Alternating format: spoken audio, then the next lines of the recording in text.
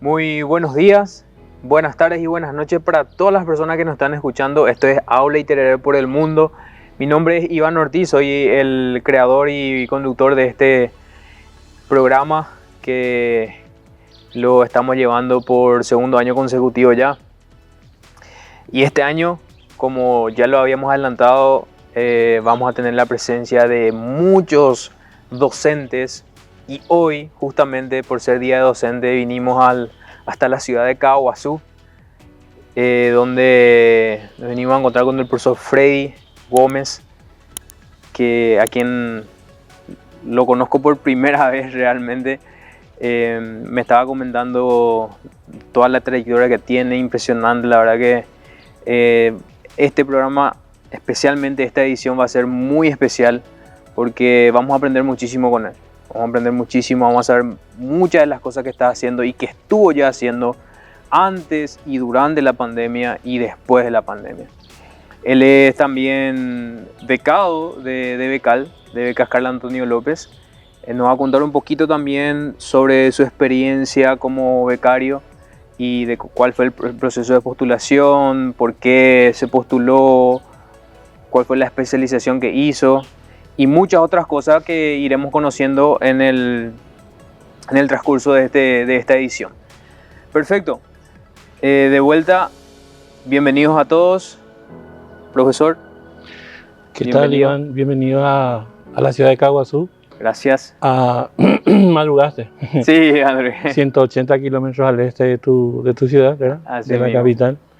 Bueno, y me alegra muchísimo que hagas este trabajo porque vas a ir conociendo realidades de compañeros que fueron becados, compañeros que no fueron becados, pero que están haciendo trabajo muy eficiente y muy lindos trabajos en su comunidad. Bueno, empecemos por cómo empecé yo y después cómo me postulé para becar.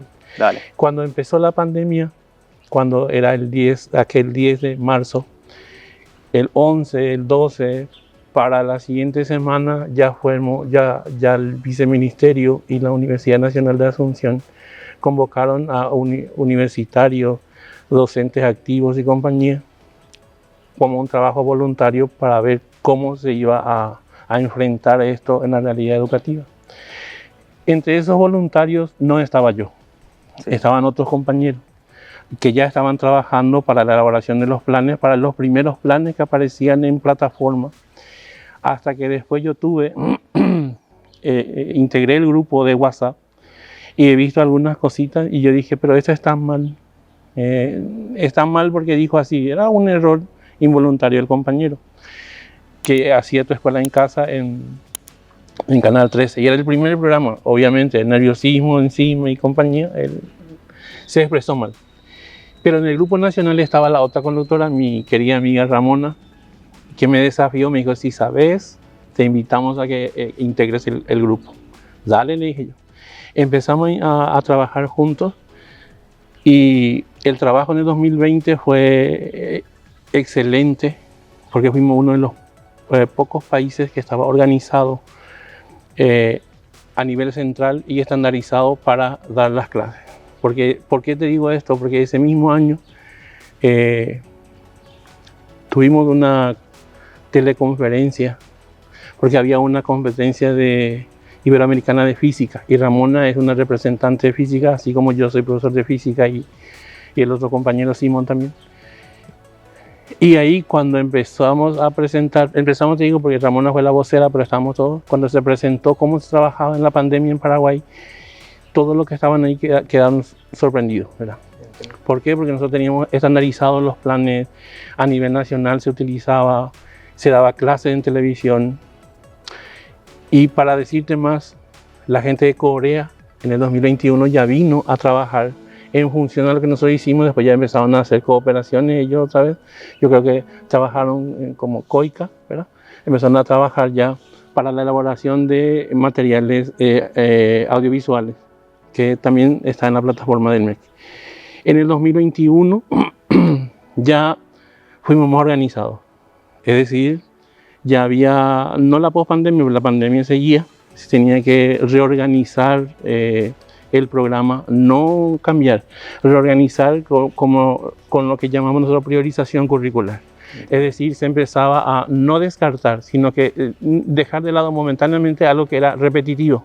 Es decir, estaba pues la previa y después venía el contenido y después venía el post. Entonces lo que hacíamos era, la previa sacamos y ya metimos en el otro, ¿verdad? O sea, acortamos, porque era difícil dar clases normalmente. Bueno, eso fue en el 2021, ahí apareció como Unidad Pedagógica de Innovación.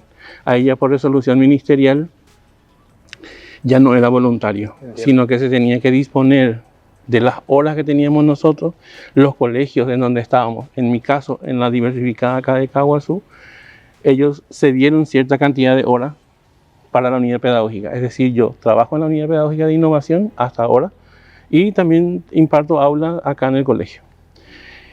Fue en el 2022 que hubo la convocatoria de becal, ¿verdad? 1.400 y algo creo que nos postulamos, de los cuales nos quedamos 140. Entiendo. Yo no me iba a postular, porque para mí era muy tedioso, pero mis compañeros que ya estaban en el MEC y del equipo me dicen, vamos a postularnos, porque va con lo que nosotros estábamos trabajando. Exactamente. Entonces, dale, y nos postulamos. De esos compañeros que estábamos ahí, acá en el departamento de Caguazú, lo que estábamos en la unidad pedagógica, fuimos 3. Y Alto Paraná, está Teresita, está Teresita creo que fue 1, y de otros departamentos obtuvimos el cupo, pero no fue así tan fácil, ¿no? Tuvimos de esos 141, sí tuvimos el examen ya con el Tecnológico de Monterrey, no fue tampoco así que entramos nomás. Tuvimos, y de eso nos quedamos, creo que nos quedamos 60 de los 141. Wow. 60 nos quedamos. 30 Bastante filtrado. Sí, muy filtrado. Porque el examen era de 3 horas. Sí. Y tenía matemáticas, castellano, cultura general, física, química. O sea, para nosotros no importaba qué especialidad tenías que rendir todo eso. Inglés. Para ellos, para el Tecnológico Monterrey, una de las materias más fundamentales es el inglés. Entiendo. El inglés. Y teníamos que tener inglés promedio. Yo tenía inglés 1/4, ¿verdad? Pero igual, claro, me maté yo rindiendo. Mi asesor, cada uno teníamos nuestros asesores académicos, era un colombiano, y es que era de la sede de Monterrey, Colombia. Y me decía, Freddy, ¿qué tal estamos? Y yo le decía, mira que inglés es mi problema. Y me decía, el examen ya es mañana. Y me decía, bueno, te ayudo. Y era la diferencia horaria. Pero uno de los factores que nosotros marcamos es que no teníamos problema con la diferencia horaria. Sí. Entonces, me maté otra vez estudiando, o sea, más o menos, y tipo una conversación básica, pero era comprensión lectora, o sea, te mataba, o sea, era comprensión lectora y tenía que ir sacando. Rendí todo, y ahora voy a contar una confidencia. Rendí todo y no me marcaba inglés. O sea, el resultado en la estadística no me marcaba el inglés. Mira. Y yo dije, no pasé. Ese fue ponerle hoy. Hoy a la tarde, era las 3 de la tarde en Paraguay y era la 1 en México. Y después, ponerle que a las 6 de la tarde acá, que eran las 3 en México, me llama mi asesor y me dice, Freddy, tu inglés no fue registrado. Tenés que volver a rendir. Y yo le dije, ¿cómo? Tengo que volver a rendir todo el proceso en las 3 horas y el inglés era la última. Me dice, no. Pero, ¿cómo lo hago? Porque vos rendías cierto tiempo y te bloqueaba, pasaba al otro, te bloqueaba, pasaba al otro. No es que vos pasabas cuando vos querías. Claro. Entonces me dice, no, ahora el sistema se está adecuando para vos. Esperé como 1 hora y solamente el inglés. Volví a rendir y rendí bien. No sé qué pasó. Bueno, después, el mío fue todo un tema. Ya rendimos todo y después ya estaba la ansiedad de conocer si está o no está. Me llama mi asesor y me dice, ¿sabes qué, Freddy? Hay un documento que no presentaste, es la carta de extranjero. Yo envié, le dije, no está, me dijo, no está y envíame por PDF, porque el físico no se enviaba, era PDF todo por el momento, después tenía que mandar el físico. Vine, busqué y yo sí encontré mi archivo que envié y tampoco fue registrado allá. Tuve que enviar y me dice, ¿sabes qué? No le cuentes a tu compañero porque es becal el que tiene que contar. Vos estás en el lugar número 8, ingresaste, pero sin ese documento no, me dijo. Entonces eran las 8 de la noche en México y tenía tiempo hasta las 12 horas en México y acá ya eran casi las 12, las 11 ya por ahí era. Busqué mi archivo y le envié. Bueno, yo ya sabía que yo pasé ya en Monterrey, pero era becal el encargado de pasar las filtraciones, ¿verdad? Entonces ahí sí después ya aparecimos en la lista oficial de becal y ya empezamos el proceso. Muchas veces nosotros en estos 2 años, porque fueron 2 años, sin vacaciones, lo único que teníamos de vacaciones fue Semana Santa, después no había, 24 meses. Y a veces decíamos nosotros entre compañeros que preferiríamos estar presencial que a distancia, ¿verdad? Era virtual, porque la exigencia era 1000%, no era 100%. Y ellos son muy rígidos, no son así tipo, profesor, no tengo tiempo de... No, no hay eso. Tenés que hablar tipo 48 horas antes, profe, no estoy terminando. El único momento en que fueron más flexibles fue cuando presentamos ya nuestro proyecto de tesis de grado, ¿verdad? Entiendo. Que lo cual nosotros hacíamos en nuestro lugar de origen, pero vos ibas reportando, pero vos hacías todo el proceso de tesis. Pasamos eso y ahí sí te decía, porque venían pues las observaciones y las correcciones, así que tenía que tener flexibilidad en eso. Ellos te abrían otra vez después para que vos alces el trabajo, volvían a observar, me iban otra vez. Bueno, todo ese proceso fue así y al terminar, todo lo que fuimos becados de Paraguay, el menor de los compañeros que obtuvo el porcentaje fue de 85%, para nosotros era el porcentaje el promedio, y yo obtuve 95, casi 96. La mejor egresada, una es de Lorena, que es de Ñemby, ella obtuvo 98. Entiendo. O sea, fue mejor egresada de ponerle que nosotros estamos de distintos países, y ella fue la de maestría en tecnología en que nosotros estamos trabajando. Hemos aprendido muchísimo en esos 2 años. Había materias optativas. Yo pues soy evaluador educativo. Sí. Nosotros acá en nuestro programa de estudio utilizamos lo que es la taxonomía de Bloom, que yo manejaba como evaluador, pero muchísimos docentes no manejan y es lo que está en nuestro programa. Pero taxonomía de Bloom no es que fue desechado. Taxonomía de Bloom se utilizaba como cabecera, digamos, hasta el 2007. ¿Podemos explicar brevemente nomás la taxonomía de Bloom para la gente que no conozca?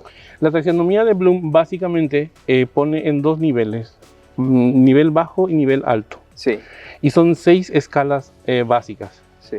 El alumno, o sea, todos nosotros tenemos que tener memorización, que es lo primero que tenemos que tener. Después tenemos que entender y después tenemos que aplicar. Acá en Paraguay nosotros llegamos hasta aplicar. Nuestros alumnos llegan hasta aplicar, nuestros docentes llegan hasta aplicar. Después el alumno tiene que saber evaluar, plantear y crear, cosa que no hacen nuestros alumnos.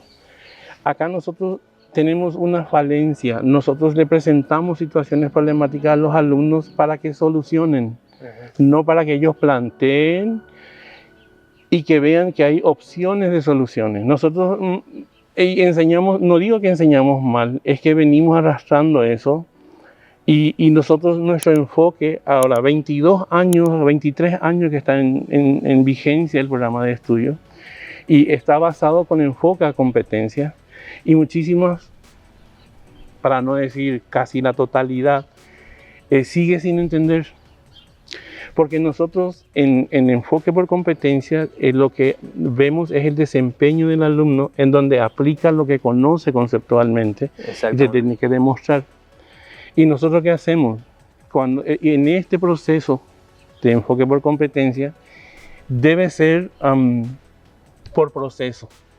No está más...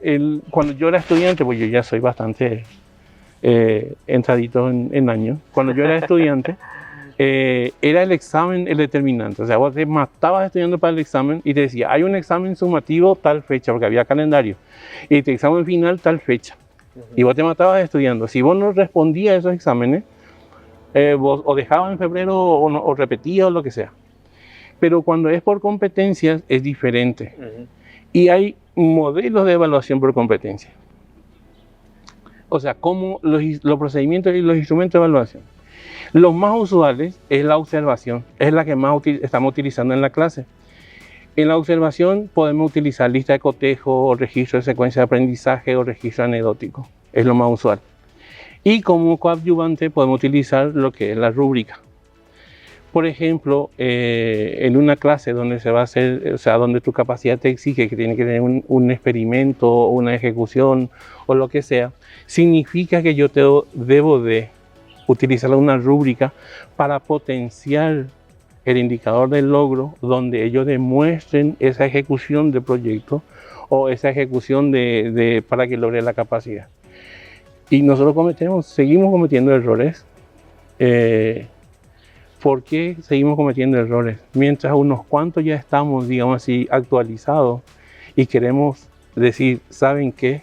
Esto tenemos que dejar de lado, porque esto tenemos que ir ajustando, chocamos con un muro. ¿Por qué te digo muro? Porque tus compañeros dicen, pero yo siempre aprendí así, y yo siempre hice así, y no voy a cambiar ahora que ya estoy a punto de jubilarme. Entonces ahí ya viene un problema. ¿Qué pasa? Nosotros cuando de la UPI, que yo estoy integrando en tiempos de pandemia, utilizamos muchísimo y había un choque, no es un choque cultural, vamos a llamarle choque cultural. Porque nosotros respetábamos lo que decía el programa, respetábamos la taxonomía de Bloom, los verbos que se utilizan, y decían, pero es muy difícil, es nivel universitario que están presentando. No, no es nivel universitario, es el nivel básico que te decía el programa. ¿Por qué decían estos compañeros? Porque estaban en la vieja escuela. Claro. Entonces, ellos digo, nosotros, me incluyo, mirábamos el programa y decíamos, bueno, te hice tal cosa y tal cosa vamos a hacer. Hay compañeros que hasta ahora, siendo que tiene 18 años, 20 años de experiencia, que no te saben hacer indicadores. ¿Por qué? Para empezar a planificar, ahí ya voy a ir entrando otra vez en esto, para entrar a planificar una clase con enfoque a competencias, yo debo tener en cuenta los pilares de la educación, que es el conocer, el saber hacer, el saber ser, el saber convivir, y acá le pusimos el saber emprender. O sea, la parte conceptual, actitudinal y procedimental, y en base a eso, según la capacidad exigida, tenemos que hacer los indicadores. Por cada indicador debe haber una actividad para que vos puedas ver o que te refleje el logro de ese alumno. Pasa que no se hace en la totalidad así. Exactamente. A veces ponen pseudo indicador y hacen una actividad no tan referente al indicador y no saben cómo evaluar. Ahí entramos en un terreno muy difícil que es la evaluación. Como te dije hace rato, está la taxonomía de Bloom, que ya no estamos utilizando más. O sea, nosotros seguimos utilizando, casi gran parte del cono sur, seguimos utilizando taxonomía de Bloom. Pero como te dije, llegamos hasta el punto, está el punto bajo, el nivel bajo va hasta aplicar. Sí. Memorizar hasta aplicar. Y acá va a crear, evaluar y más cosas así. Nosotros llegamos hasta acá, el alumno te aplica, suma, propiedades de suma. Es más, no te aplica bien. Te aplica bien. La profe de ahora ahí sí, ciertamente ya empiezan a modificar un poco. Pero hay profesores que te ponen, por ejemplo, pero voy a irme a cuarto grado o tercer grado. Voy a ponerte algo como ejemplo. Iván se va a la despensa, compra medio kilo de azúcar por tanto, a tanto, a tanto. ¿Cuánto gastó y cuánto le sobra si llevó tanto? Sí le pone. Y le va explicando en la pizarra. Después le dice, ahora vamos a trabajar a ver si entendimos. Le pone, Ana se fue a la despensa, compró medio kilo de hierba o compraste medio kilo de azúcar. Le cambió un poquito, le cambió un poquito. Entonces, vamos a trabajar, el alumno te resuelve, ¿vale? Le pregunta al profesor y dice, mira, es así, así, así. Ok. Después le dice, vamos a llevar una tareita con relación a esto. Y le dice, Carlos se fue a la despensa. O sea, ¿a qué me refiero? Y después vamos a tener una pruebita la siguiente semana. Y le pone, Juanita se fue a la despensa, compró tanto. Es decir, en vez de ayudarle al alumno a razonar, a pensar, a ver opciones de solución, lo que vos le estás haciendo es mecanizando. Exactamente. O sea, es una repetición mecánica que va haciendo. Entonces el alumno nunca pasa de la memorización, del nivel más bajo de la taxonomía de Bloom. Imagínate si ahora vamos a utilizar lo que es Marzano y Kendall, que es digamos así, el que le sustituye a taxonomía de Bloom, es bastante más extenso, porque te dice, no, vamos a trabajar de conocimiento, vamos a trabajar de tal cosa, y de acuerdo a eso vamos a trabajar por el alumno.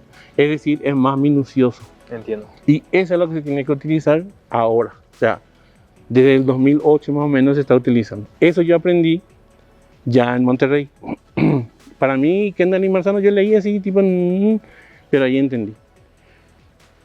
Después, mi profesora, mi tutora, porque esa es la profesora titular, y mi tutora, en uno de los trabajos que estábamos haciendo, en uno de los manuales, porque yo hice un manual con una compañera, hicimos un manual para Paraguay.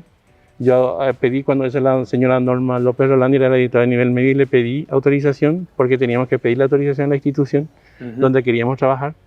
Y yo le pedí autorización, como yo estaba en la UP y tenía contacto directo con ella.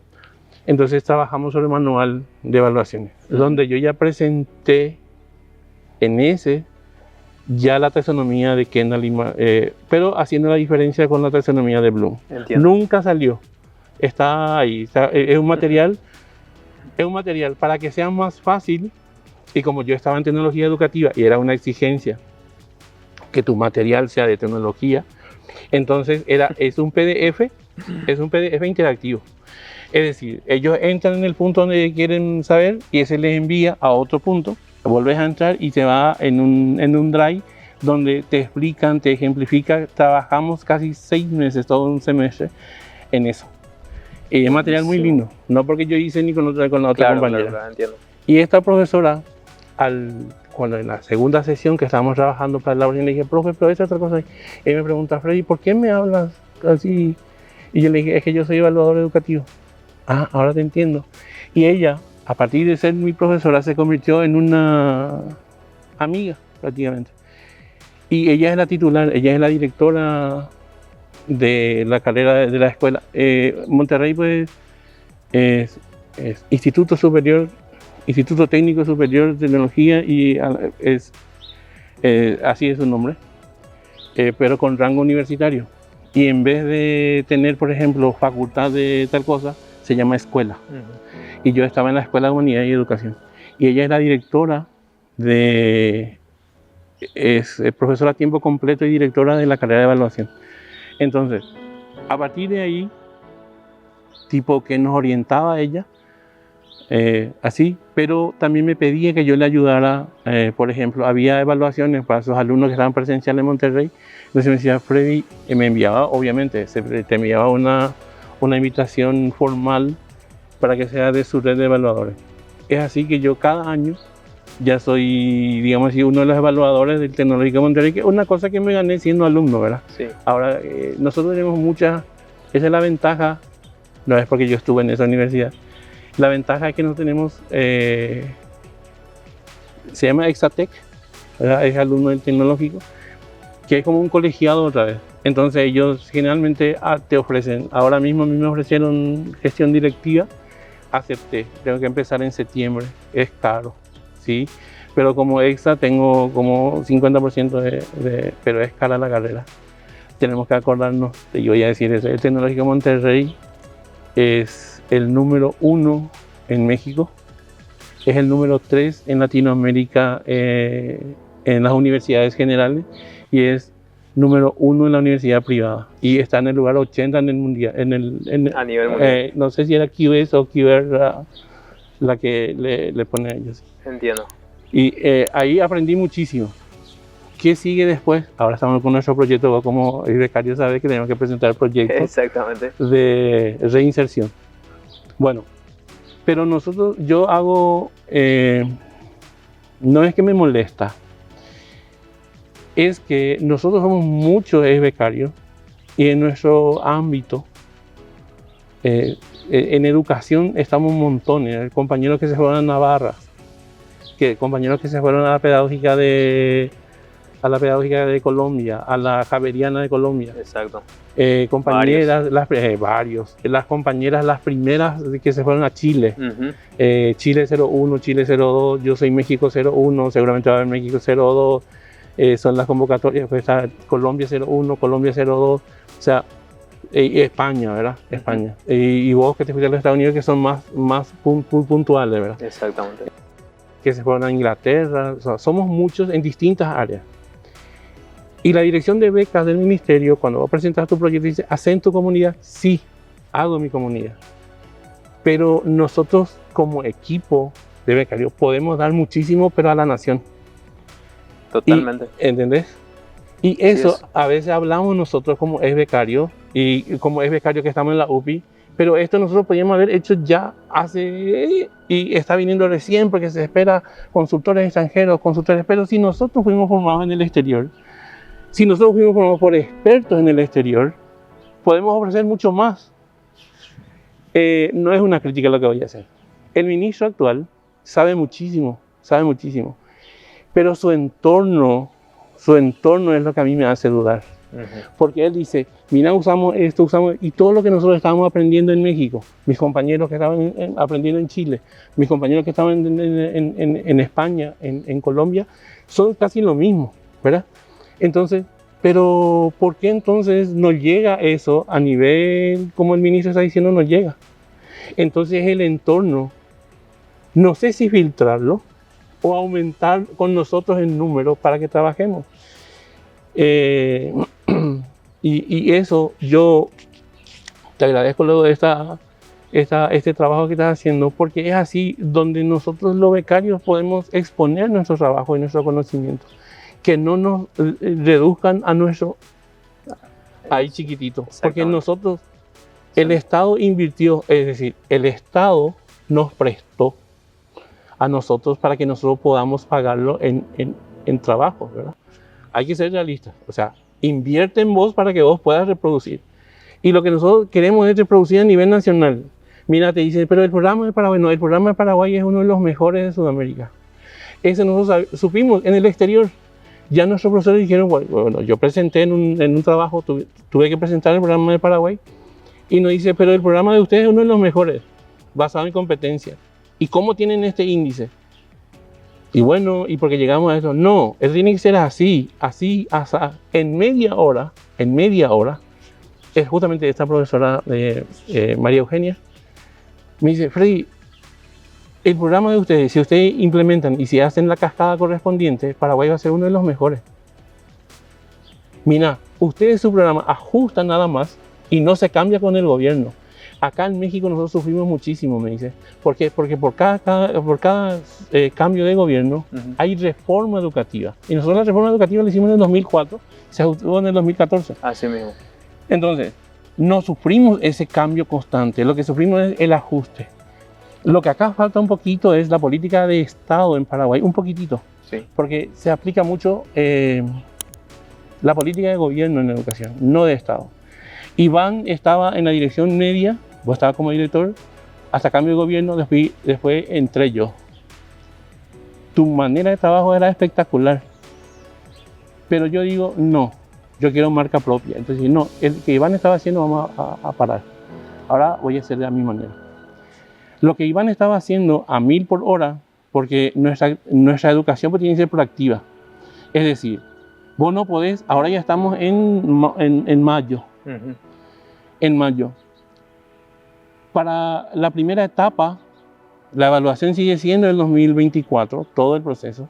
Pero si había un ajuste que hacerlo, ya se tendría que hacer en noviembre y diciembre para que entremos este año. Voy a suponer nomás que Iván hubo ese cambio. Yo esperé y en mayo, que ya se está haciendo el cierre de etapa, yo digo, no saben qué, vamos a modificar la evaluación en esto, o sea, criterio de promoción va a cambiar en esto. Sí. Vos no podés trabajar así. Tenés que trabajar antes. Por eso te digo que la política en educación tiene que ser una política de Estado, no una política de gobierno. Es decir, sí, va a haber programas. Ñerí, por ejemplo, es un programa que empezó en el otro gobierno y continuó ahora y se fortaleció. O sea, se está fortaleciendo. Yo sé que hay uno que acá, que no sé qué, pero se está implementando y se va a ir mejorando. Este, por ejemplo, sí continuó. Hay programas matemáticas que aún no se está poniendo en el nivel medio, al menos en el escolar básica, primer y segundo ciclo ya está. Pero en el nivel medio donde yo estoy, nada. Profe, tengo sí. Un par de consultas. Muy interesante lo que estás diciendo y me vienen varias consultas en realidad. Y antes que se me olvide, hablaste de la taxonomía de Bloom y hay una parte de esa taxonomía que habla sobre la creatividad, que está en la punta misma, Sí. ¿verdad? De esa, digamos, De la pirámide. de la pirámide, exactamente. Y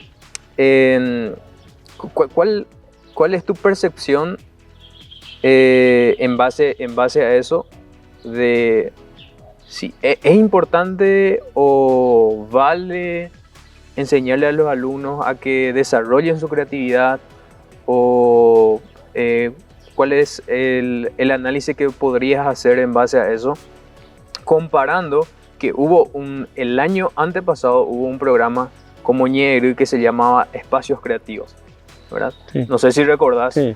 Y Sigue habiendo. Sigue habiendo, Sí. exactamente. Y entonces es tan importante en la taxonomía de Bloom la creatividad, y Espacios Creativos creo que era uno de los programas que fortaleció eso Sí. de alguna manera. Y me gustaría saber cuál fue la recepción que ustedes tuvieron acá dentro del departamento de Caaguazú y cuál es tu percepción que tenés acá en esta zona del este. En base a ese programa y si realmente es importante fortalecer la creatividad de los chicos. Sí. Te digo sí. Perfecto. Pero para que podamos explotar Sí. esa creatividad de los chicos, hay que crearle un ámbito. Ujú. Es decir, para poder crear tenés que pensar, imaginarte, tenés que saber esto, tenés que saber aquello. Una creatividad es, por ejemplo, que te hagan un cuento. Ujú. Ponerle una criaturita de primer grado, segundo grado, tercer grado, que te hagan un cuento. Sí. Pero para que ellos sepan lo que es un cuento, vos tenés que orientarle primero.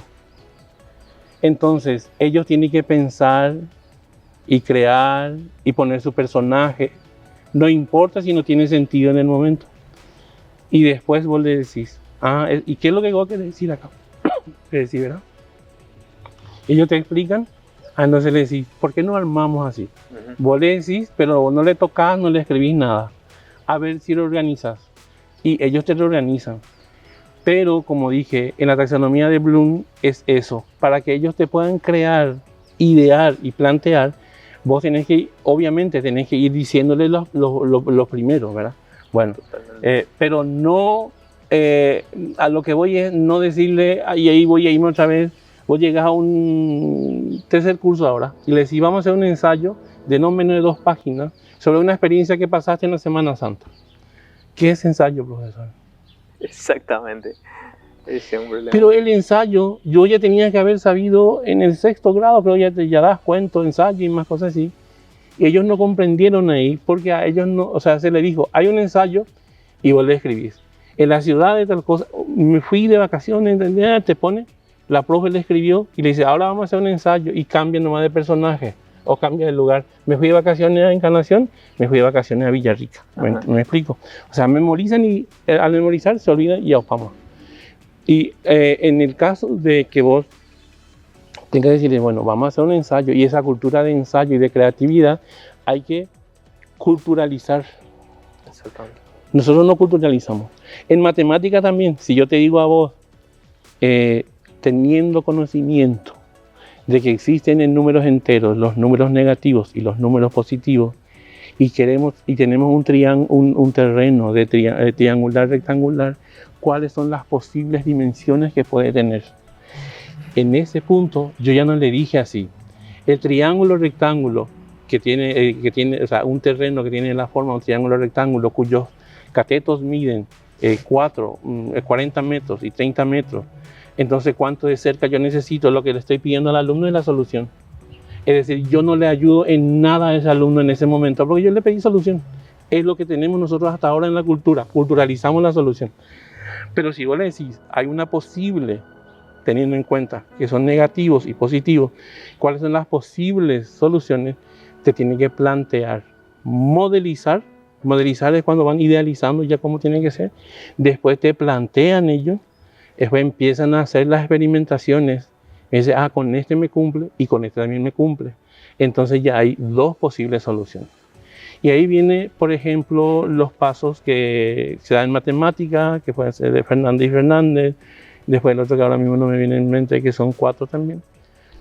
Entonces ellos van aplicando, y ahí es cuando vos le pedís la creación ya al alumno, porque ellos ya van creando e imaginando cómo pueden solucionar. Y si a cada alumno le diésemos esa oportunidad, en 3 años esos alumnos van a salir volando de la escuela o del colegio. Te dicen a vos, mira que hay un desfasaje entre lo que es el colegio y el ingreso en la facultad. No hay ningún desfasaje. El tema es que el examen en la facultad es estandarizado. Pero si el alumno te comprendió bien y vos le pusiste un planteamiento de que ellos tienen que crear, ellos miran y dicen, ah, no, este puede ser así, así, esta es la respuesta. Te va a hacer sin problema. Porque lo que nosotros, como te digo, estamos siempre a querer responder es a memorizar nomás. O sea, vos, las fórmulas te dice, ¿verdad? En realidad, en matemática y en física y eso no existen fórmulas. Lo que existe son ecuaciones. Fórmula existe solo en química. Y nosotros siempre nos decían fórmula, fórmula, fórmula. Y vos le decís, por ejemplo, ¿cuál es el perímetro de un colegio que tiene 200 metros cada lado? Y te dice, ¿cuál es la fórmula para el perímetro? Porque vos no le enseñaste o él no captó, o el alumno no captó que el perímetro es la medida del contorno. Y es solamente la suma de los lados y ya está. Y a eso te digo, a veces, no, yo también soy profesor de matemáticas, a veces para evitarte el problema, Sí. yo le decía al alumno, la ecuación para el perímetro de un cuadrado es lado por cuarto, para el área es lado por lado, y para hallar, por ejemplo, la tal cosa es la diagonal del cuadrado es diagonal igual a la raíz cuadrada de tal cosa. Y vos le decís, teniendo en cuenta que quiero saber el área, la superficie limitada por esto, yo tengo que considerar este lado y este lado. Y cada ladito que va por cada lado es lo que necesito. Ah, entonces voy a multiplicar lado por lado, es para hallar el área. Y la diagonal, dejo ya a cargo porque ya dimos triángulo rectángulo. Espectacular. Entonces yo no le voy a decir más, yo eso ya no te digo, pues eso ya dimos ese. El alumno tiene que deducir. Pero ¿qué pasa? Nosotros no le hacemos eso al alumno, le ponemos directo. Exactamente. A eso es lo que ocurre. A eso es lo que la taxonomía de Bloom ayuda muchísimo. No, por eso no digo que la taxonomía de Bloom está mal. Claro, claro. Es solamente que ya entramos en una etapa de desfasaje. Sí. Y en Marzano y Kendall, eso que yo te estoy diciendo ahora se potencia mucho más. Es más, para evaluar luego te ayuda muchísimo más porque hace una tabla de especificaciones. Yo sé que es tedioso hacerlo. Pero hacer una tabla de especificaciones te ayuda a evaluar muchísimo a tu alumno. Porque si te dice, por ejemplo, si mi contenido, o sea, mi capacidad que me exige ahora, el alumno tiene que hacer experimentos, entonces yo en esa parte, en la tabla de especificaciones, digo, a todo el experimento que tiene que responder a esto voy a hacerlo 45%. La parte conceptual lo voy a hacer, no sé, 20%. Y la parte actitudinal lo voy a poner 15% y voy a usar manual otra vez el 100%. ¿Por qué hago eso? Entonces yo cuando voy a tomar una prueba escrita, por ejemplo, entonces yo 65% de lo que tiene que ser mi prueba escrita debe corresponder a todo lo que tiene que ser el experimento. Porque a mí mi capacidad me decía eso. O voy a hacer una prueba práctica, 65% tiene que ser sobre la prueba práctica. Y donde ellos me dicen, por ejemplo, el péndulo, no sé qué cosa así, y el alumno me hizo el péndulo, y después se calcula, ¿verdad? Y me dice, profe, ¿sabes que este es el péndulo según nosotros vimos en la parte del concepto? Entonces el alumno me está demostrando su conocimiento conceptual, que yo ya le dije, que es menor porcentaje, pero me experimentó, y me dice, profe, y mira, y le dice a los compañeros, fíjense ustedes que con esto, ahí él está compartiendo la parte actitudinal, ya está demostrando. Entonces, ahí yo en mi lista de cotejo, logró. Buenísimo, profe. Eso. Muy interesante. Sí. Muy interesante. Y trabajar eso con los colegas acá en el distrito de Caguazú, o sea, en el departamento de Caguazú, hay 22 distritos. 44 supervisiones áreas educativas más 4 supervisiones indígenas. Y trabajamos con las áreas educativas. Y cada año vamos y se renueva el auditorio. Pero hay compañeros nuevos que entran ganadores de concursos y más cosas así. Ellos menos te preguntan. Más te consultan compañeros a que oye le participaste 2 años seguidos, lo mismo. Es decir, perdemos esa, porque justamente memorizamos nomás, no nos llevamos a la práctica. Exacto. Y se tiene que hacer. Y nosotros eso vimos, vemos cada año que hay esas valencias, y trabajar sobre evaluación, planificación y dar clases, siempre se aprende algo, siempre. Y eso es lo que más cuesta trabajar, y hay que trabajar y utilizar la tecnología. El celular es muy útil y hay muchos sitios, y es más, también te facilita el trabajo como docente. Por ejemplo, rúbrica. Está Rubistar, por ejemplo, es uno que se utiliza muchísimo, o sea, nosotros utilizamos muchísimo, es cuando entras y vos le pedís una rúbrica y ya te establece. O sea, yo ya tengo una rúbrica en cuestión de 30 segundos en vez de hacer 3 horas. Ese para docentes. Y también está para el alumno. Por ejemplo, JClick, que es un programa un poco viejito, pero ayuda muchísimo porque hay muchísimos, no juegos, sino que, y sí son juegos, pero donde vas aplicando ecuaciones para resolución. Por ejemplo, hay uno de física, que de 1997 es el programa, pero es buenísimo en vectores. Y los alumnos van construyendo el vector y le va armando él y le va saliendo los cálculos. Hay otro en física, que es sobre movimiento rectilíneo uniforme, donde digo, le introduzco en la aceleración, el movimiento me cambia así. Y te va mostrando el dibujo, ¿verdad? El gráfico, que es interactivo. En lectura, como decía Ñeri, por ejemplo, yo entro en un texto, inteligencia artificial, le digo que quiero, me hace, pero te dice, después ese programa te dice, modifica utilizando antónimos, anónimos, tal puntuación, tal cosa. Es decir, los conocimientos básicos que tiene que tener un alumno, tiene que aplicar en eso. Y es la inteligencia artificial la que le corrige. ¿Entendés? O sea, no es eso de hay que sacarle nomás a los alumnos. Yo entiendo que nuestros alumnos utilizan muchísimo para el juego, ¿verdad? Pero también hay para momentos didácticos muy interesantes que se tiene que utilizar. Y yo, como soy de tecnología educativa, siempre voy a decir que se utilice la tecnología en eso, ¿verdad? Que se haga videos, podcasts, ¿verdad?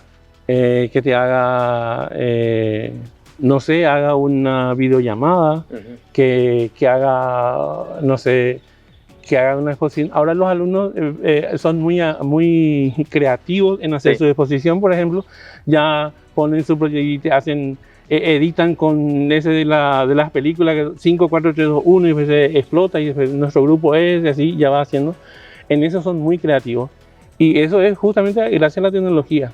O sea, todo cosa al extremo que es malo, no malo, ¿verdad? Pero de reglamentarlo otra vez, que no se utilice celular en los colegios, en las escuelas, no creo tan extremista, ¿verdad? Que hay luego 2 resoluciones ministeriales que regulan el uso que toda vez que está en tu plan, por ejemplo en el plan que presentamos en la clase nosotros, dice el uso de JClick, ahí yo ya estoy justificando el uso del celular, porque ahí él va a entrar porque ahí aparece un link donde ya entran y entran en el juego interactivo. Pero en colegios donde acá en el nuestro, por ejemplo, hay laboratorio de informática, yo le puedo pedir al profesor de informática que me dé y me libere para que yo pueda, que mis alumnos entren a hacer, si es que no usamos el celular. Pero en no todas partes puede hacer. Entonces se tiene que ir utilizando el uso de la tecnología, conocimientos básicos de evaluación y cómo se planifica, es lo que nuestros docentes, con eso y conocimiento de las normativas, con eso ya vamos a ser excelentes docentes. Espectacular, espectacular. Buenísimo, profe. Muy interesante, la verdad.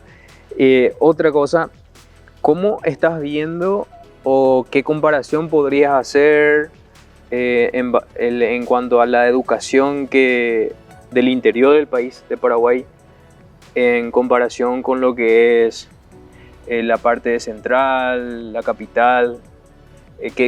¿Cuál es la diferencia que ves? Y más aún que tuviste la experiencia de ir a México, ¿cuál es la diferencia que ves en cuanto a lo que es México y lo que es Paraguay en general? Bueno, te voy a explicar que diferencia, porque trabajamos con compañeros de Colombia, sí, de Ecuador, México, y México, como son Estados Unidos, sí, y cada estado tiene otra vez su particularidad. Entonces, por ejemplo, el que está en el estado de Quintana Roo es diferente al que está en el estado de Nuevo León, que es donde está Monterrey. Sí.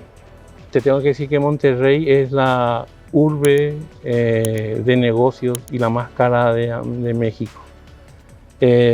Y Quintana Roo es de vacaciones. El estado de Guadalajara, también trabajamos con compañeros de Guadalajara. De Puerto Vallarta también había otro compañero que yo llegué a trabajar con ellos, con compañeros propiamente de Monterrey, compañeras de Colombia y compañeros de Ecuador. Sí. Cuando empezamos a hablar de nuestras realidades, la diferencia es mínima. Ah, mira. Mínima. En México se choca muchísimo con el bilingüismo. Ellos son más pluriculturales que nosotros. Pero lo que ellos valoran en nosotros es que nosotros, al menos 2 idiomas son oficiales. O sea, uno de origen indígena, que es el guaraní, y uno que es el español. Aunque somos pluriculturales, ellos valoran eso. Y el problema radica en que hacen mucha diferenciación la gente en la lengua y que no tienen nada de incidencia en eso. La explicación es la siguiente. El que tiene conocimiento de 2 o más lenguas, en nuestro caso, en el interior, usamos más el guaraní, aunque ahora ya indistintamente. Es así, a un nene de guaraní hablante, vos le preguntás en castellano, no es que no te entiende, entiende perfectamente. Y tarda en responderte y piensa en responderte. Por lo siguiente, le preguntaste en castellano, traduce al guaraní, después vuelve a traducir al castellano y ahí intenta no equivocarse. Entonces es ahí que tarda en responderte y después te responde. Aunque a veces con errores de articulación, o sea, en vez de decir él, te dice la, por ejemplo. Pero eso es por la cultura nomás. Claro. Y eso no incide en su capacidad de aprendizaje. Eso es lo que yo quiero dejar bien en claro. Porque te dicen, suelo ver una publicidad del dueño de una academia de inglés en la tele. Y dice, si tu hijo habla inglés con su inteligencia, es cierto. La inteligencia aumenta, pero no solo por hablar inglés. Él lo enfatiza por su negocio. Pero yo te digo, no es que sea más inteligente. Lo que pasa es que tiene una capacidad de que vos le digas, traduzca inmediatamente, vuelva a traducir y te pueda responder. Esa es la ventaja que tenemos los paraguayos. Una desventaja que tenemos los paraguayos justamente por eso es cuando nos vamos al exterior. ¿Por qué te dicen algunos? Y es de forma jocosa. Se va a Argentina y te dice, pero si se fue hace una semana y te dice, yo ya, así te dice. El problema no es que él quiera o ella quiera hablar así. Como tenemos 2 velocidades y 2 comprensión de lengua, entonces la tercera para nosotros es como si fuera paz, te pega. O sea, es involuntario el que te está diciendo eso. Es involuntario el tono. Sí. ¿Por qué? Es más, los expertos en guaraní me van a decir, por ejemplo, en castellano estás hablando con una velocidad X y cuando hablas en guaraní hablas con una velocidad Y, o sea, tu lengua reduce la velocidad. Y ese cambio de velocidad de la lengua y el pensamiento somos únicos los paraguayos. Si a un brasileño vos le decís que te hable en castellano, le cuesta muchísimo porque ellos tienen una sola velocidad con el cual su lengua se habituó, el nuestro no. Bueno, eso te viene como un inicio a lo que me preguntaste. Vos te vas a Central, el nivel de los alumnos es lo mismo. Sí. Yo me voy, es lo mismo. Tal vez en su verba, en su cotidianidad de hablar, sea diferente. Pero en el nivel de aprendizaje, en lo que se está dando, es lo mismo. Ahora bien, en los colegios de programas diferenciados, en los colegios donde son de particulares, donde son enseñanzas personalizadas y donde el currículum no es que varíe, sino que se aumenta, ahí sí es diferente.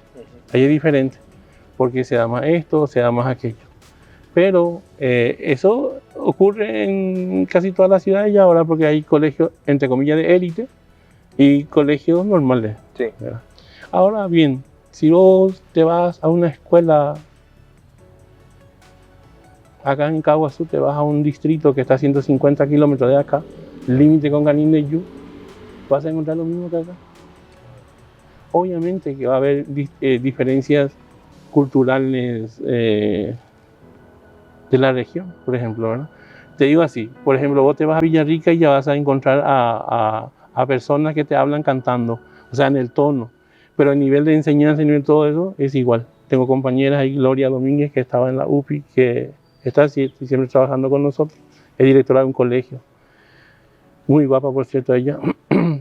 Y ella tiene un tonito, y yo decía, deme a Yujina Villarrica, yo le suelo decir así, ¿verdad? Para hincharle, porque por el tonito ya no le conocemos. Más neutral somos los de Caguazú y Alto Paraná, casi somos más neutral. Pero también en Itapúa tienen su particularidad, ¿verdad? O sea, si vos hablas con ellos y te están hablando en guaraní, ya te vas a saber que es de Itapúa. Y te voy a decir cómo vas a identificarle. Te van a hablar en guaraní y te van a terminar con eta. Así mismo. Baeta, pebeta, o sea, siempre termina con eta. Entonces yo le decía, después tengo también compañeros de UPI que son de así, y digo, al principio, pero ustedes usan mucho eta, ¿verdad? Y después me dijo, para que nos identifique, los de Itapúa usamos eta, me decía, ¿verdad? Entonces, Itapúa tiene su particularidad, Caguazú tiene su particularidad, todos tenemos nuestras particularidades, pero en la enseñanza es lo mismo, porque tenemos el mismo programa, casi tenemos el mismo lenguaje,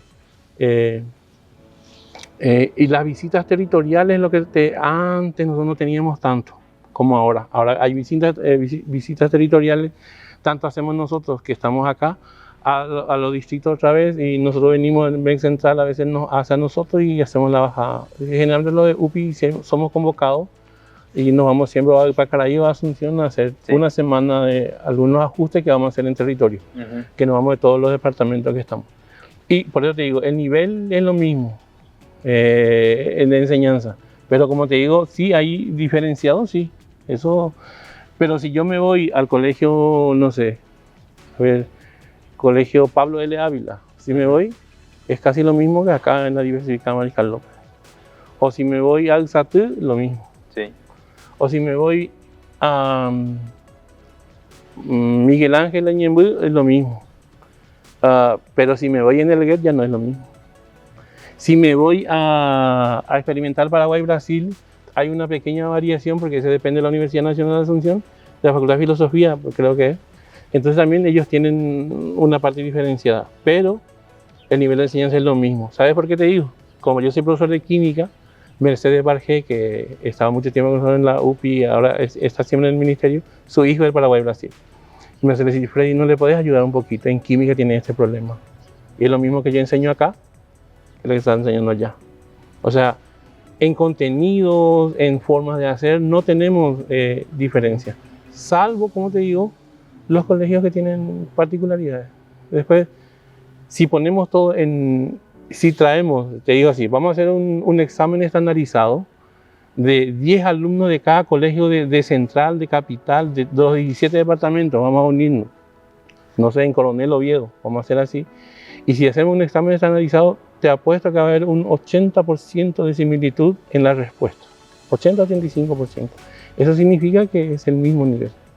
Entiendo. Tenemos los mismos tropiezos, tenemos los mismos aciertos y tenemos los mismos, digamos, puntos de debilidad, que ya no se dice debilidad, se dice área de oportunidades, ¿verdad? Porque decir debilidad es chocante. Ese también aprendí en México. Foda, por ejemplo, no se tiene que decir más foda, ni dajo, ni nada, ¿verdad? Porque debilidad es chocante, sino que área de oportunidad. Y de ahí cuando tu profesor te dice a vos, tenemos área de oportunidad contigo, ya sabemos que tenemos mucha debilidad, ¿verdad? Ya que ya sabemos. Entonces, tenemos los mismos. Y lo ideal sería, como te dije, y ahora va otra vez para nosotros los becarios, y los que están ahora becados actualmente, de que tengamos un protagonismo real en educación, al menos lo que estamos en educación, un protagonismo real en el desarrollo de las actividades académicas dentro del país. Yo te estoy hablando como es becario y como estoy en una unidad del MEC, del Ministerio de Educación, aparte de ser docente, de ese rol también, te estoy hablando que necesitamos Porque, digamos, uno que se fue a hacer, por ejemplo, en la pedagógica, creo que se fueron una diplomatura, no sé de qué era, y la Javeriana también. Ellos son expertos en A, B, digamos. Nosotros somos expertos en C, D. Y va varios así. Y si completamos el abecedario completo. Y eso es lo que necesitamos, es justamente eso. Unirnos, no analizar a profundidad no se va a poder hacer luego, pero ver así y llevar una propuesta de cómo ir mejorando y de cómo ir haciendo, ajustando nomás esto que tenemos. Como te dije, el programa de estudio de Paraguay es buenísimo, buenísimo, ¿eh? Y además nosotros lo que no sabemos desarrollar hasta ahora es la competencia. Nosotros damos todavía por contenido. Por ejemplo, te voy a poner un ejemplo. En tercer curso de matemática tenemos sucesiones y progresiones. Y empezamos sucesiones y damos lo que es sucesiones. Después progresiones, hay distintas progresiones aritméticas. Vamos a ver que llueve, que hubo feriado, que se pierde. Después vamos por geométrica. Perdemos exactamente 3 meses valiosos del año lectivo que pudimos hacer en 2 semanas. ¿Por qué eso? Porque desarrollamos por contenido. Y si hacíamos por capacidad o por subcompetencia, hacíamos en 2 semanas. ¿Por qué te digo? Vamos hablando, ¿entendés? Vamos hablando con los alumnos qué son sucesiones. Y cuando hay una sucesión que tiene una constante de variación, entonces esa sucesión se convierte en una progresión aritmética, porque al sumarle al antecesor para el sucesor es constante. Entonces es esto. Pero eso nosotros tenemos que ir modelizando ya con el alumno. Y decimos, pero si es que yo del antecesor voy multiplicando para el sucesor y esos son iguales, a eso se llama progresión geométrica. Entonces, una sucesión es una seguidilla de números donde hay una variación o una constante.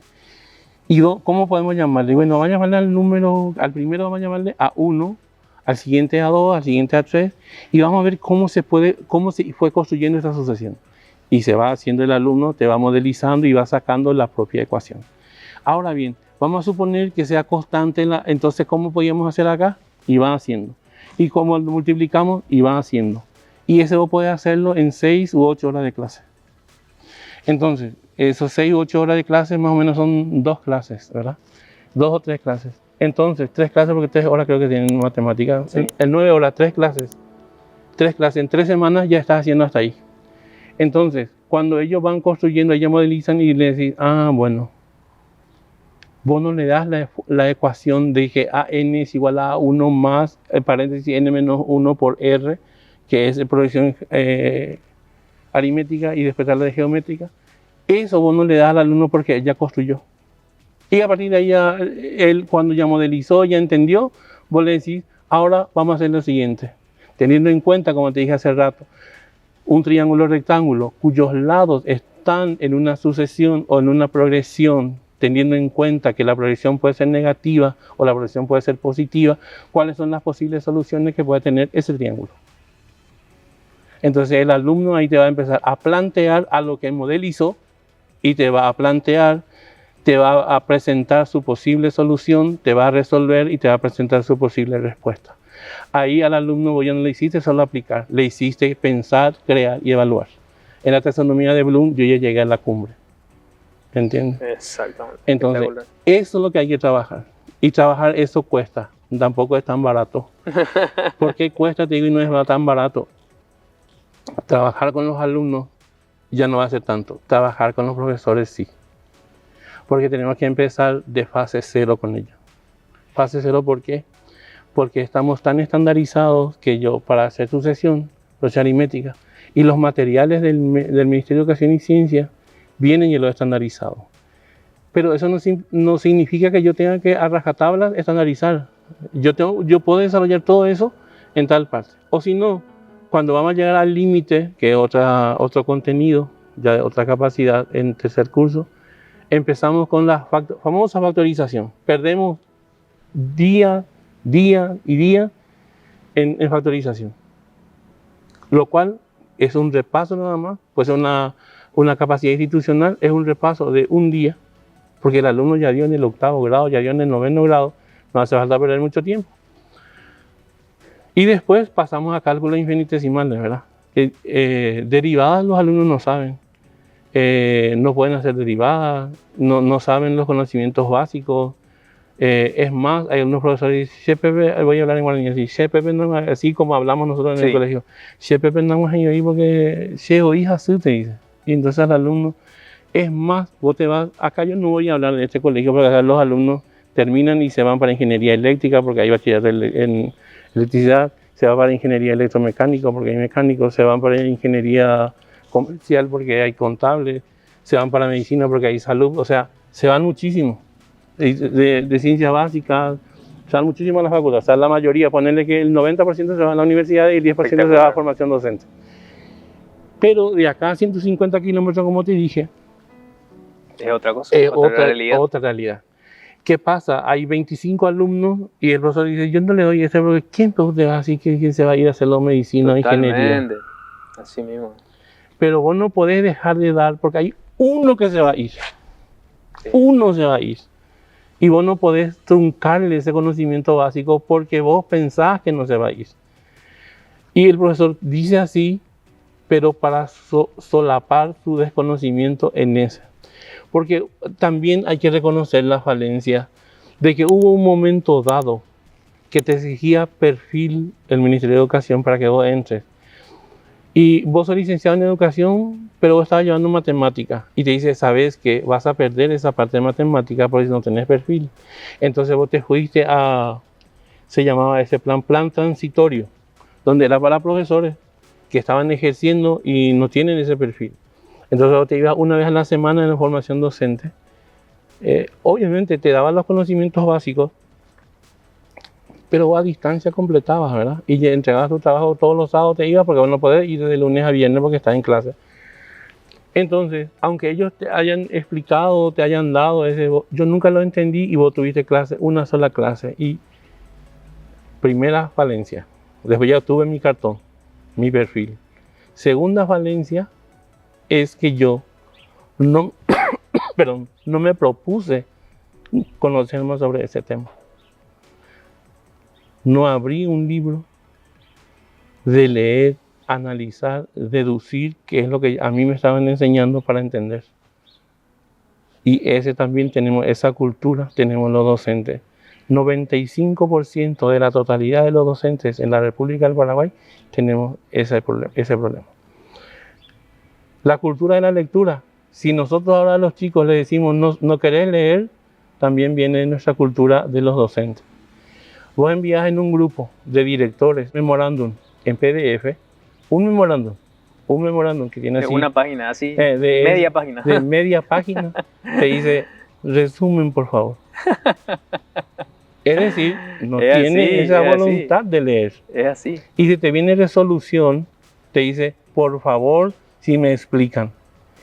Entonces yo suelo decir, los previos a donde dice resuelve ya no lean, porque ahí te va explicando de dónde se va deduciendo. Lean donde dice resuelve, y ahí no ya analicen. No, pero es la IA te dice. ¿Me explico? Y llegan a ser directores, supervisores, etcétera, etcétera. Son los que se supone que tienen que manejar más.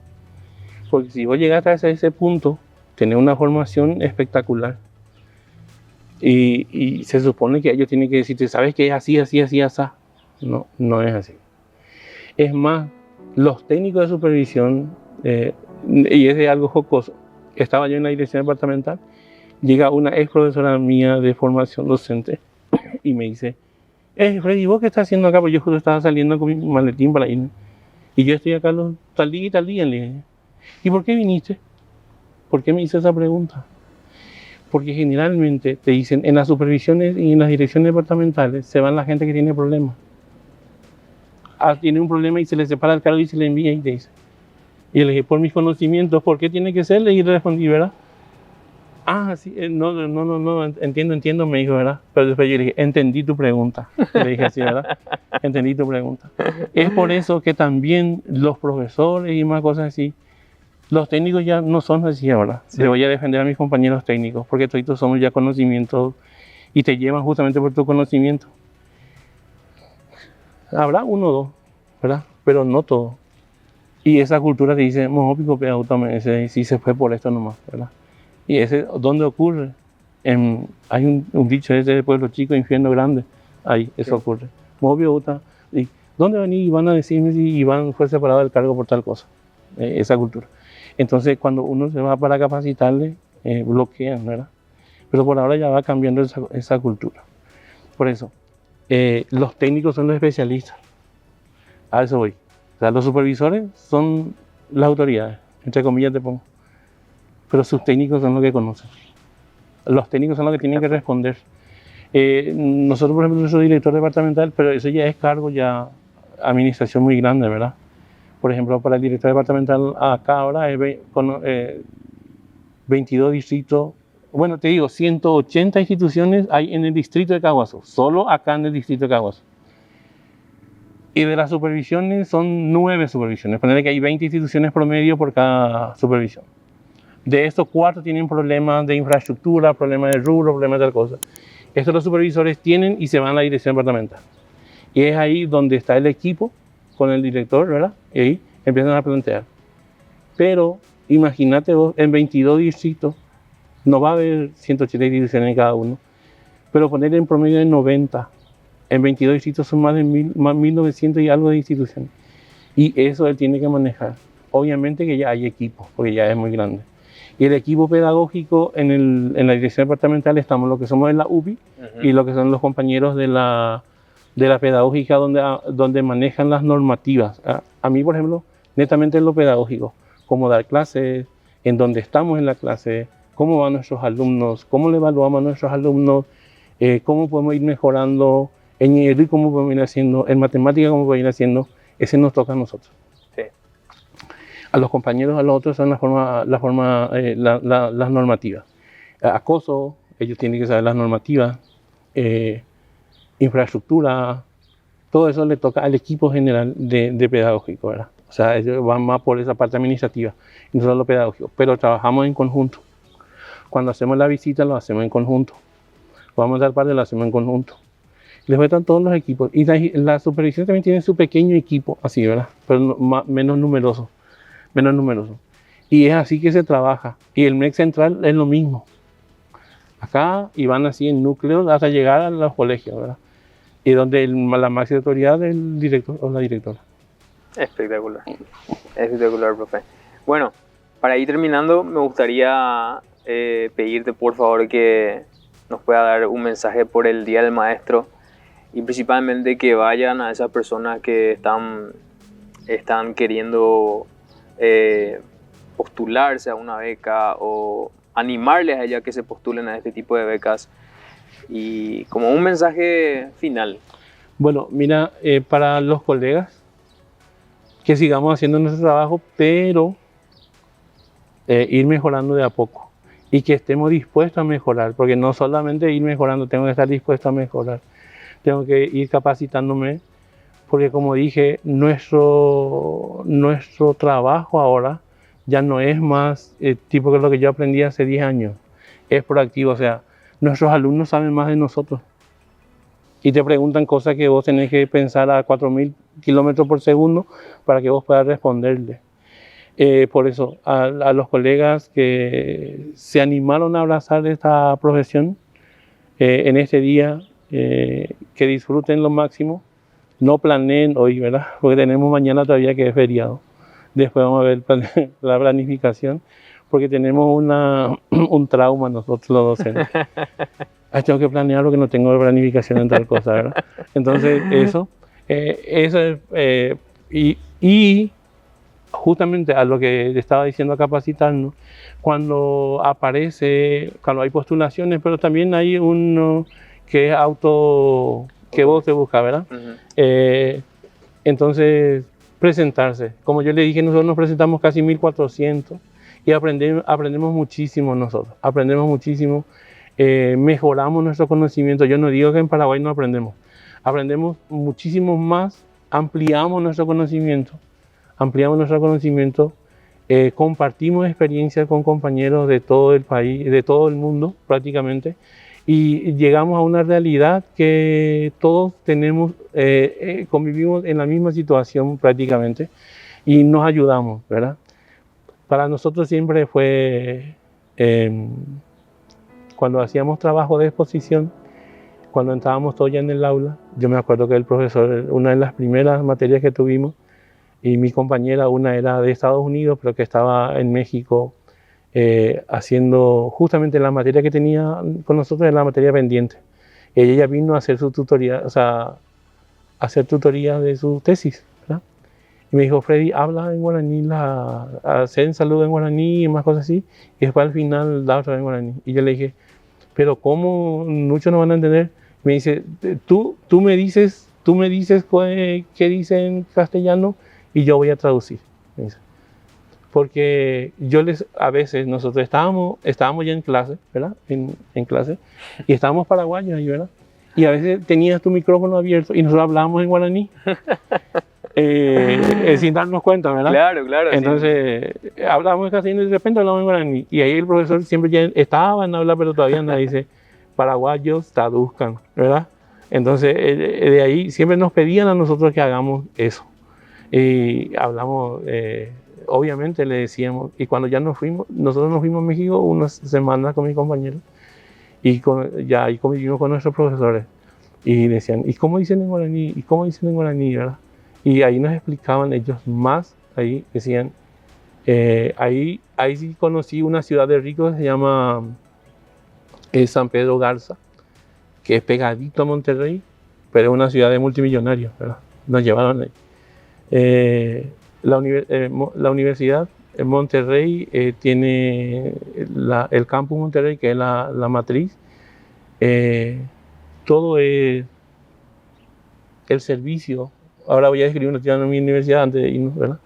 El servicio tiene servicio de transporte. Vos con tu ticket, con tu carnet, en el campus están todos los transportes y vos te vas y te lleva al centro. Vos te bajás y cada una hora ellos hacen el recorrido. Uh-huh.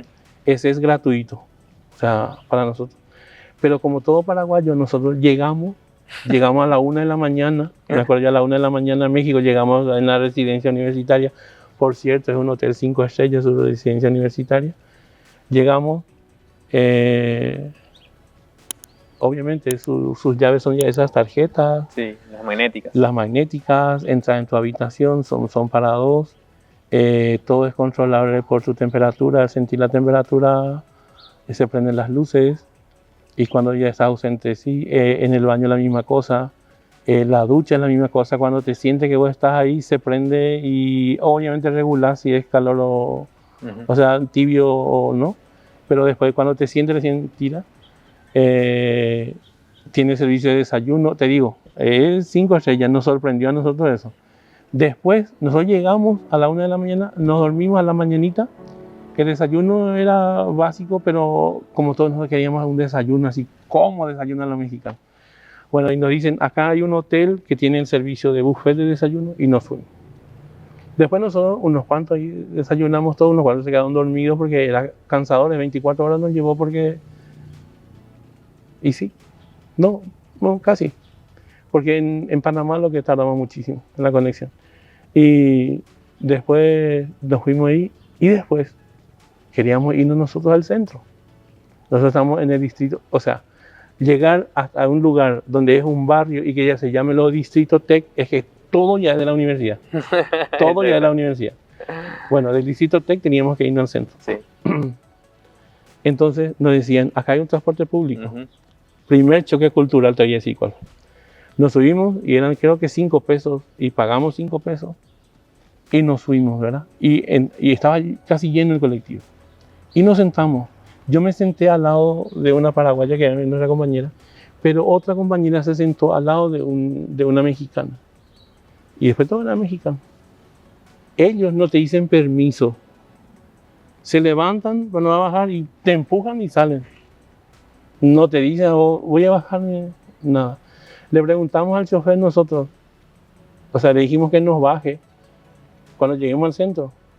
Ni ahí, y después yo le dije, mira, ahí está la catedral, y justo que nos orientó a nosotros para subirnos, Así es. en la catedral empieza el centro. Y no bajamos, ¿verdad? Bueno, no bajamos, todo lo que vos digas recorrimos.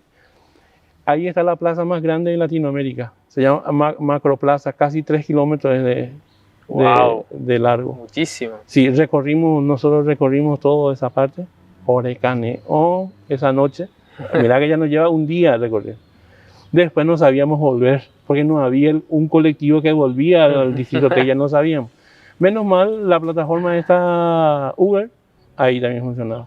Un compañero pidió y pusimos pasajero tanto, y ese señor, cuando nos subimos con él, nos llevó hasta ahí, pero de ida, lo que nuestro profesor uno nos decía a nosotros, que a los mexicanos que les gusta es la mujer que sea de tez blanca, porque tenemos que ser sinceros, ellos casi la mayoría son de tez que no es blanca, para que no sean racistas, ¿verdad? Bueno, y mis compañeras casi todas eran medio rubias. Entonces yo le decía a mi compañera que se iba adelante, yo le decía, ¿a cuál gustarse acá en la blanquita? Ella me por la que se vea ni en de cobrar de PTI ni de Y el señor le hablaba y el señor nos dijo, yo conozco Paraguay. ¿Ahí te fuiste? Le dijimos, no. Está Pájaro Campana y recuerdos de Pacaraí y no sé qué cosa, que tocábamos en el colegio. Y de ahí conocimos Paraguay, ¿verdad? Ese señor se convirtió en nuestro guía después, porque nosotros le llamamos a él nomás ya, o sea, nuestro grupito, porque ¿dónde estábamos? Para que nos lleven a alguna parte.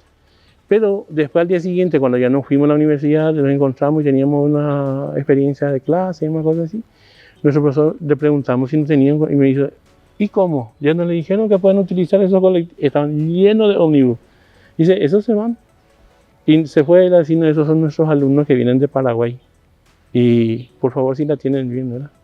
Y obviamente vos tenías tu carnet y con eso ponías ahí donde acá como es Yaja y eso, sí. Ahí poníamos vos y salías que sí, aprobado porque era vos.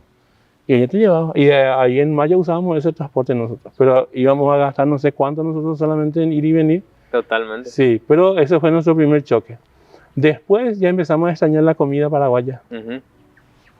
Y justo había, al lado del Macro Plaza, había un lugar donde estaban espaguetis, más cosas, y comimos ahí. Solamente otro choque cultural.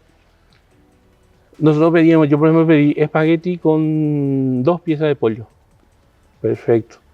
Lo que yo no sabía era que el espagueti te venía así y el pollo te venía así. Y después yo le pedí un refresco, ¿verdad? Una Coca-Cola en vaso. Ok. Pues yo en un ratito ya tomé todo mi Coca-Cola, ¿verdad? Tendré que bajar otra vez. Y después vino la chica y me dice, ¿te sirvo? Me dijo la Coca-Cola. Y yo le dije, Coca cero, ¿verdad? Ok. Y había sido que la gaseosa ya era gratis. Claro. Todos tomaban la cantidad que vos querías. Pero la comida, todo lo que nos sentamos en esa mesa no pudimos comer toda nuestra comida, porque eran enormes. O sea, otro choque que tuvimos ahí. Bueno, y esas son las experiencias que ya tengo para contarle a mis bisnietos y todo, ¿verdad? O sea que, bueno, y por eso, no deben de rechazar, postúlense, que aprendemos mucho más. Y yo no le digo porque yo me fui, ni él le va a decir porque él se fue, es que es así.